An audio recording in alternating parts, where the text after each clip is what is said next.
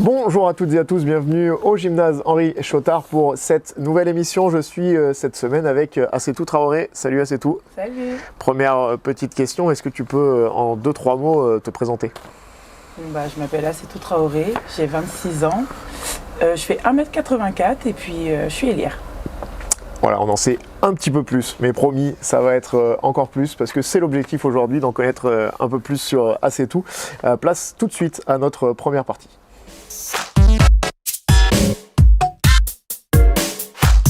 Première partie donc avec la passée et un petit peu d'où vient Assetou et comment elle s'est construite en tant que basketteuse. Première question, est-ce que tu peux nous expliquer comment tu as démarré le basket?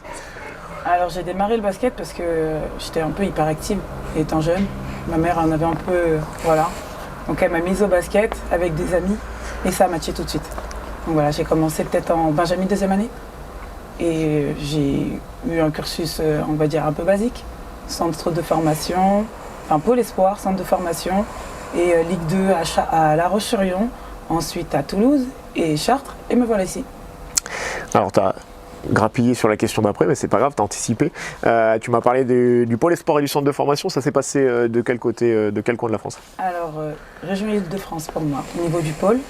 Et à Nantes. Pour le centre de formation. Okay. J'ai fait 3 ans. Et région Île-de-France, tu jouais dans quel club en U15? À Champigny-sur-Marne. Des bons souvenirs, ton parcours de formation et ce cursus-là? C'était trop bien. Ouais, si tu devais le refaire, tu referais les mêmes choix? Exactement les mêmes choix. Ok. Tu nous as parlé après donc, de ton parcours, on y reviendra un petit peu plus tard. Mais quand est-ce que tu as rejoint le PVBC et pour quelle raison? Alors, quand est-ce que j'ai rejoint le PVBC? C'était cette saison, pour cette saison, avec l'objectif de faire vraiment une sacrée saison, mais on a été stoppé par le Covid. Et pourquoi? Parce que je reviens de ligament croisé et d'une saison assez compliquée à Chartres. J'avais besoin de me relancer, je connais très bien Quentin et sa manière de voir les choses et l'être humain qu'il est. Et c'est ce qui m'a vraiment aidé à faire ce choix-là, à venir en N1 ici. Pour finir sur la partie passée, si tu avais un meilleur souvenir à nous faire ressortir de toutes tes années basket, ton meilleur souvenir sur le terrain? Je dirais à Champigny, en U15 France, où on se qualifie vraiment pour le Final Four. Et franchement, c'était pas facile. Et ça reste vraiment un souvenir vraiment exceptionnel parce que c'est la première fois où j'ai senti qu'on était vraiment une équipe, quoi. Et ce Final Four, ça a donné quoi derrière? Médaille en chocolat ou il y a quand même eu une... Chocolat. Ah ouais, c'est pas mal aussi, quatrième. Ouais. Faut pas dire que c'est sur 4, faut juste dire que vous avez fini quatrième. Exactement. Voilà. Maintenant, place directement à notre deuxième partie d'ailleurs, sur le présent.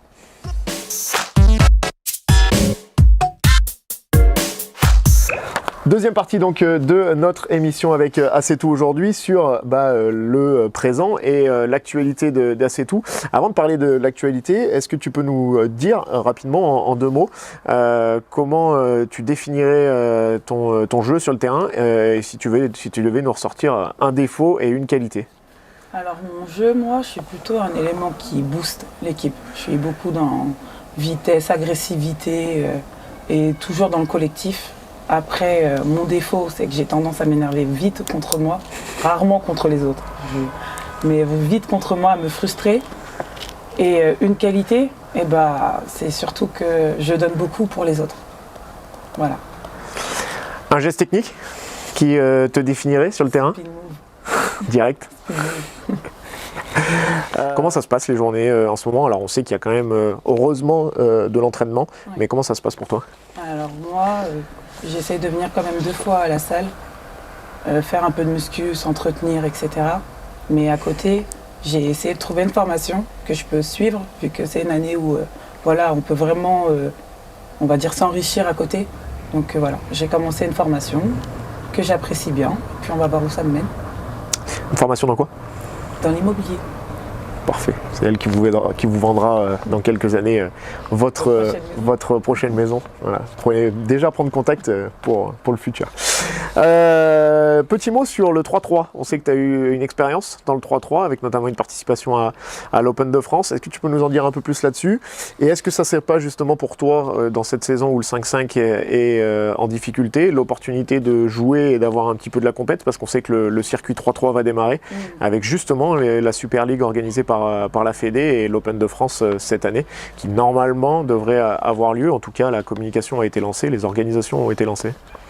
Alors pour parler du 3-3, franchement c'est quelque chose qui me ressemble beaucoup. Beaucoup d'agressivité, ça joue vite, c'est super. Après, c'est sûr que bon, j'ai hâte de reprendre un peu la compète, etc. Donc je me dis, c'est vrai que c'est une belle opportunité. Franchement, je voudrais bien tenter cet été en tout cas. Et ça sera avec la même team que dans le passé ou changer un petit peu? Un peu plus forte.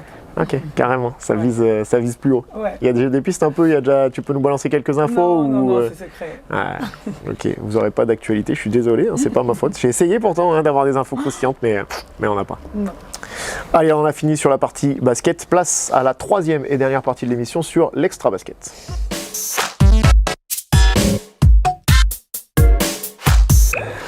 Allez, place donc à notre troisième et dernière partie pour clôturer cette émission avec l'extra basket.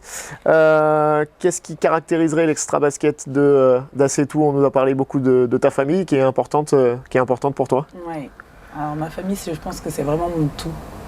Je suis issue d'une famille nombreuse. Quand je dis nombreuse, c'est pas 5. Hein.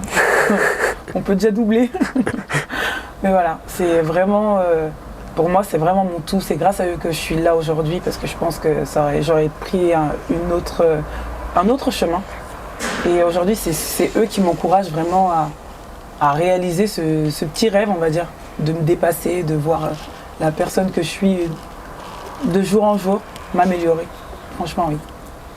Voilà. Tu nous parlais de ta formation dans l'immobilier tout à l'heure. En fait, c'est ça ton objectif, c'est de trouver une maison pour que vous puissiez tous rentrer dedans? Non, quand même pas. Non. On a vécu assez longtemps ensemble quand même. Non, c'est surtout, voilà. Je me dis si prochainement ma famille aura besoin d'un bien, moi je pourrais leur apporter.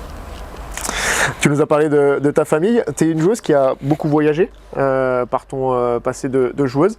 C'est une volonté ou c'était un peu, entre guillemets, une obligation par rapport à des choix de carrière? Ou alors est-ce que c'est une volonté de voir un petit peu d'autres horizons, d'avoir ce goût de la découverte et de nouveaux territoires? Moi, j'aime beaucoup voyager, personnellement. Après, j'aime aussi la stabilité. C'est que je ne peux pas changer de club un an. J'essaye vraiment d'y rester au moins 2 ans minimum. 2 ans, et puis ensuite, voir un peu les 4 ans du monde. On va passer directement à la troisième à la dernière partie de cette troisième partie avec le petit tu préfères, avec 3 questions qui vont arriver. Tu n'as pas le choix, il faut la réponse instantanée et puis tu es obligé de faire un choix entre les deux. Ok. Allez, première question, film ou série? Série. Direct, là il n'y a pas d'hésitation. Et Netflix ou Amazon Prime? Netflix. Ok. LeBron ou Jordan? LeBron. Ouais. Pareil, pas d'hésitation. Ah non. C'est la nouvelle génération. Ah oui, la nouvelle. Dernière question, championne de France ou MVP du championnat? Championne de France. Le collectif avant tout. Ah oui, toujours. Allez, on en sait désormais un peu plus sur Assetou. Merci Assetou pour ta participation. Merci à vous. Et puis je vais te laisser clôturer le petit dernier mot de la fin que tu aurais à adresser à nos supporters et aux gens qui nous regardent aujourd'hui. Bon, navré pour vous et pour nous pour cette saison qui n'a pas eu lieu, en tout cas pas réellement. Mais bon, j'espère que vous nous soutenez. En tout cas, nous, on a besoin de vous et on espère vous revoir prochainement. Ciao.